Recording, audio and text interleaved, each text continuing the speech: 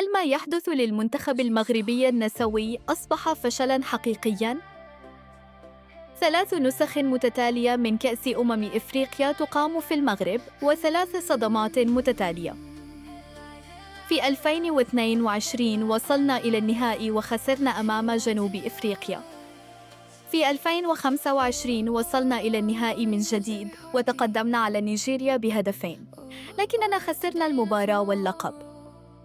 واليوم على أرضنا وأمام جماهيرنا خرجنا من نصف النهائي أمام الكاميرون بعد التعادل 0-0 والخسارة بركلات الترجيح. طبعاً لا يمكن إنكار التطور الكبير الذي عرفته الكرة النسوية المغربية، ولا يمكن القول إن المشروع فاشل بالكامل. لكن السؤال الحقيقي هو: متى يتحول هذا التطور إلى ألقاب؟ هل المشكلة في المدرب خورخي فيلدا؟ هل اللاعبات يتحملن جزءاً من المسؤولية؟ أم أن هناك خللاً أكبر في طريقة إدارة المشروع؟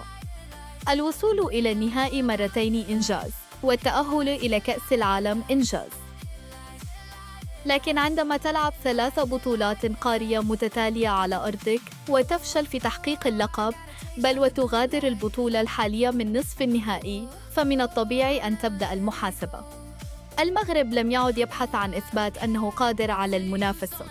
المغرب الآن مطالب بإثبات أنه قادر على الفوز. فهل حان وقت التغيير أم أن الاستمرار مع فيلدا هو الخيار الصحيح؟